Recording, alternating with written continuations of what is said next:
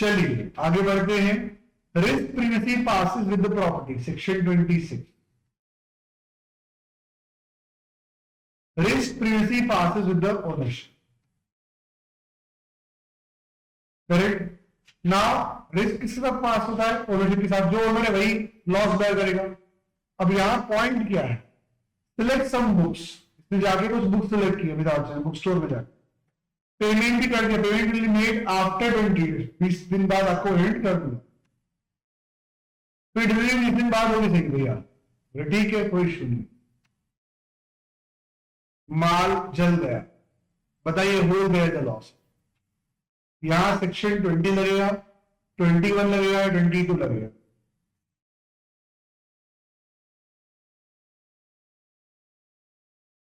क्या बुक्स की प्राइस पे करनी बाकी थी?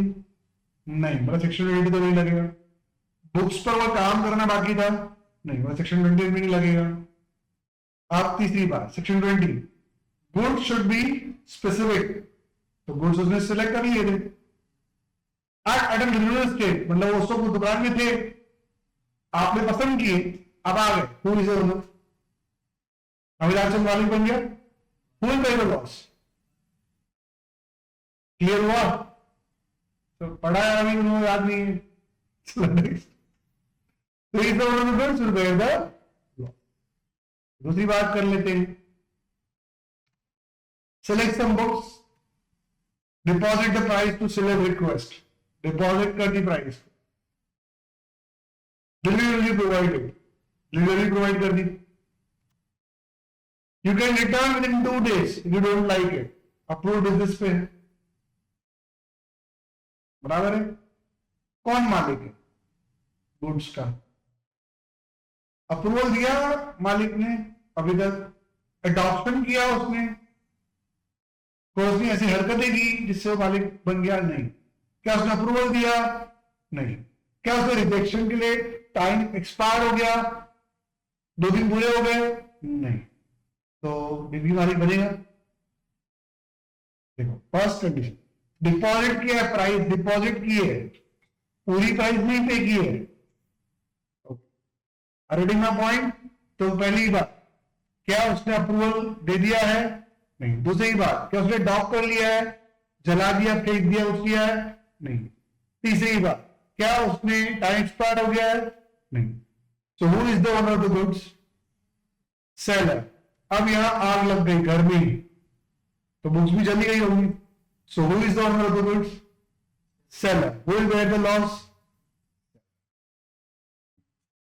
हाँ जी, हाँ। चलिए, तो यही समझा रहा हूं। देखो टेक्निकल पॉइंट देखिए कितने हेवी आ रहे। Now according to section 26, unless otherwise agreed, the goods remain at the seller risk until the property therein transferred to the buyer. मतलब सेक्शन 26 बहुत क्लियर कर देता, जब तक प्रॉपर्टी बायर के पास ट्रांसफर नहीं होगी, रिस्क किसका रहेगा? सेलर का। जो मालिक होगा उसी का रिस्क होगा। जब तक प्रॉपर्टी बायर को पास ऑन नहीं हुई, मतलब ओनरशिप बायर को पास ऑन नहीं हुई, who is the owner? Seller. तो रिस्क भी कौन तय करेगा? Seller. But when the property therein is transferred to the buyer, the goods are at buyer. मतलब जैसे ही मालिक के बाहर के पास चले जाते हैं, who is the owner? Buyer. Who will bear the loss? Buyer. Whether delivery has been made or not. यानी वही पॉइंट हो गया, इसने दुकान में जाकर बुक सिलेक्ट की, पेमेंट नहीं दिया था, सेक्शन 20 लग गया, गया पसंद किया, आ गया, तो मालिक बन गया। फिर उस गुड्स के नुकसान कौन बेयर करेगा? बेटा बाहर डिलीवरी तो नहीं लगेगा, हमारे पसंद कर दी, मतलब ओनरशिप ट्रांसफर हो गई, तो इसको बायर करना पड़ा बाहर पर, सेकंड वाला पड़ेगा यहां से। But when the property is being transferred to buyer, buyer का इसको है। अच्छा, इसने अप्रूवल कर लिया था, अप्रूवल की तीनों कंडीशन पूरी नहीं हुई, तो who is owner? Seller. Who will bear the loss? मतलब गुड्स किसके पास है, फर्क नहीं पड़ता, मालिक कौन है इससे फर्क पड़ता। Thus, in ordinary circumstances, risk is borne by the buyer. When the property of goods pass over him, however, the parties may be in social agreement stipulate that the risk will pass sometime after before the property is passed. मतलब ordinary circumstances में क्या होता है, अगर buyer मालिक बना तो जोखिम भी उसी का, ऑलरेडी सर्कमस्टांसेस, जो मालिक है उसी का रिस्क है। लेकिन हम ऐसा भी एग्रीमेंट बना सकते हैं जहां मालिक हम बनेंगे, रिस्क उसका रहेगा।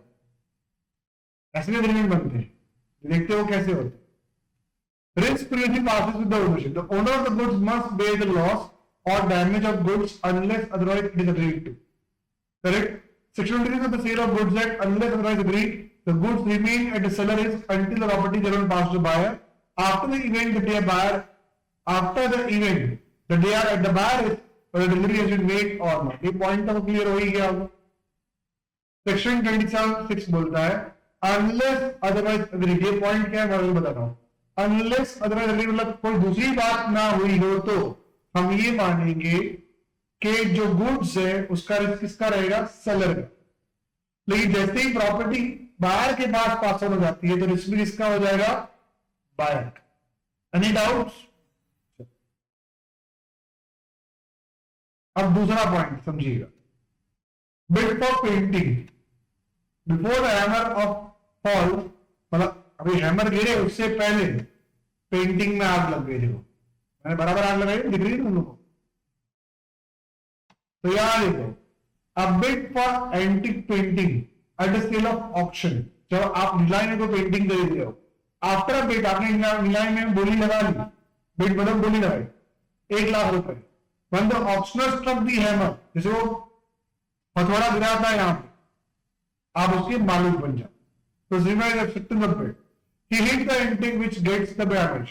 The loss will be held in body by the seller because the ownership of the goods has not yet passed from the seller to the buyer. मतलब इसने ये गया, इसने पेंटिंग पसंद की, बरा specific goods at real estate है ना, पर क्या हैमर गिरा? हैमर नहीं गिरा, मतलब who is the owner, seller. तो रिस्क कौन बेयर करेगा, सेलर। अच्छा हैमर गिर गया, उसके बाद आग लगी तो बाहर बोलो, सिर्फ इतना 2 सेकंड का फर्क।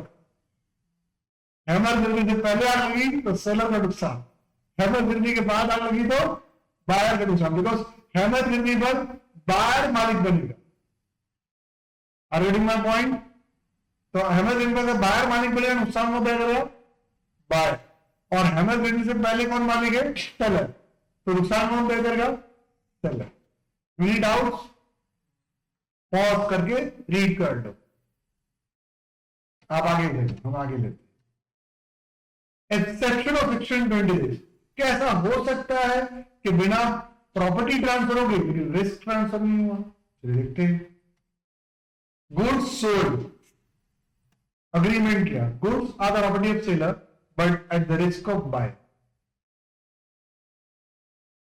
भैया मालिक तो मैं ही रहूंगा, पर रास्ते में उसको जो नुकसान होगा आपको बेयर करना पड़ेगा।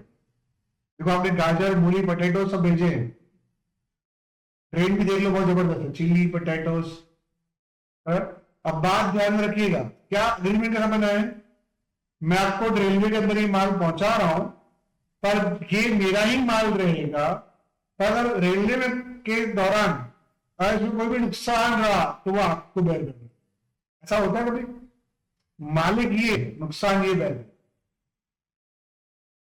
ऐसा अभी तक पढ़ा नहीं, तो देखते हैं ना। गुड्स ट्रांसफर बाय रेलवे, देखो रेलवे से जा रहा है, आग लग गई, full bear the loss by, he will bear the loss as per the agreement. अब यहां बोलते हैं goods sold, goods damage due to delay delivery. क्या हुआ, माल निकाला 1 अप्रैल को, माल पहुंचा 1 जून को। अब जून तक क्या ठीक रहेगा, मिर्च ठीक रहेंगे, पोटैटोस, कांदे नहीं, चलो ठीक है, कुछ भी ठीक नहीं रहेगा तो नुकसान हो गया आपको। अब ये नुकसान कौन बेयर करेगा, डिलीवरी डिले हुई। अब पहली बात, अगर ये डिलीवरी डिले इसलिए हुई बिकॉज सेलर ही होती थी, तो नुकसान कौन बेयर करेगा, अगर तो सेलर बेयर द लॉस। अगर डिलीवरी बायर की डिलीवरी तो will bear the loss buyer. और थर्ड पार्टी ने डिलीवरी तो will bear the loss third party. Ready my point? Next आते हैं Section 26 also lays down the exception to the rule that risk follows ownership. Section 26 कहता है जो मालिक है जोखिम उसी का है. It provides when the delivery of goods has been delayed through the fault of either seller or buyer. The goods are at the risk of the party in fault as regards any loss which might not occur but for such fault. मतलब ये कहना चाहता है section 26 normally यही कहता है जो मालिक है उसी का जोखिम. पर अगर डिलीवरी डिले हुई बायर या सेलर के फॉल्ट की वजह से तो जो भी नुकसान होगा वो किसको बेयर करना पड़ेगा? जिसका फॉल्ट हो. Getting my point? The delivery has been delayed by the fault of seller. The seller के fault से delivery delay हुई or the buyer. Goods shall be at the risk of the party in default. जिसके वजह से delay हुआ उसको नुकसान bear करना होगा. So as the regard loss might have been not arisen but for the default. अगर वो डिफॉल्ट नहीं हुआ होता तो नुकसान नहीं होता. अगर डिलीवरी डिले नहीं होती तो नुकसान भी नहीं होता. तो जिसकी वजह से डिले डिलीवरी नुकसान भी उसी को बेयर करता. The duties and liabilities of seller and buyer as bailey of goods for an other party remains unaffected even when the risk has been passed generally. जब भी रिस्क पास ऑन भी होता है तो सेलर और buyer की जवाबदारियों में, अधिकारों में और जवाबदारियों में कोई अंतर नहीं है. प्रॉपर्टी चाहे किसी को पास ऑन हो जाए पर सेलर और बायर की जो जवाबदारियां हैं जो अलग अलग लॉ में लिखी गई हैं वो उन्हें पूरी करनी पड़ेगी. चलो एग्जांपल है. A contracted to sell 100 bags of cotton to be delivery in February. B took the delivery of the part of the cotton but made the default in accepting the remaining balls. Now, consequently, the cotton becomes unfit for use. The loss will have to be borne by the buyer. It should be remembered that the general rule is that shall not affect the duties and liabilities either by the seller, buyer, the bailey of goods for the other, even when the risk is past. So, it is the duty to take care of the goods as a man of ordinary prudence would have been done. मतलब क्या होता है? इसने इसको delivery पहले फरवरी को दे दी. माल यहाँ पे 5 फरवरी को पहुंच गया. इसको 5 से 7 के बीच में डिलीवरी कलेक्ट कर लेनी चाहिए. ये गया नहीं, बराबर. ये माल ये गया नहीं, ये गया 15 फरवरी को, तब कॉटन खराब हो गया. तो who will bear the loss? Who will bear the loss? Because fault किसका था? Any doubts बेटा? कोई डाउट है? समझ में आया कि नहीं? इसने इसको मान लो कि 1000 किलोस का कॉटन ऑर्डर किया, 1000 बेल्स का कॉटन ऑर्डर किया. 500 इसने भेजे, उसने उसको डिलीवरी एक्सेप्ट कर ली. 500 दूसरे भेजे, वो उसने डिलीवरी एक्सेप्ट नहीं की बिकॉज वो लेट हो गया, 15-20 दिन लेट हो गया और वो कॉटन वेस्ट हो गया.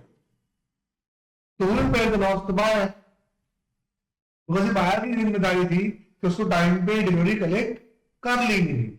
इसे ड्यूटीज और लायबिलिटीज को फर्क पड़ता नहीं, भले ये मालिक बन चुका है तो भी उसकी वही जवाबदारियां रहेंगी जो पहले थी. रीडिंग माय पॉइंट, पॉज करके पढ़ लीजिए. As noted above, the risk that is liable to bear the loss, property is destroyed, damaged or deteriorated, pass with ownership. Normally क्या होता है? जोखिम किसके साथ चलता है? ओनरशिप के साथ. The parties may are agree into the contrary. The parties चाहें तो रिस्क और ओनरशिप को अलग कर सकते हैं. For instance, a party may agree that the risk will be passed sometime after before the property is passed from the seller to the buyer.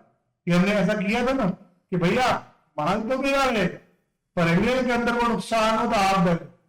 मतलब यहां क्या हुआ? मालिक अभी बच्चे हैं, नुकसान कौन बेयर करेगा? बायर. तो रिस्क और ओनरशिप को आप अलग कर सकते हो by way of agreement. Normally क्या होता है? रिस्क और ओनरशिप साथ में चलते हैं, जो ओनर है उसका ही रिस्क है. बट आप अग्रीमेंट से रिस्क और ओनरशिप दोनों को अलग कर सकते हो. क्लियर हो रहा है कि नहीं? कि भैया माल तो मिल ही रहेगा रेलवे के अंदर भी, पर जल गया तो नुकसान आ. Reading my point. Next, transfer of title by non owner. बस सबने बैग पैक करने भी शुरू कर दिए.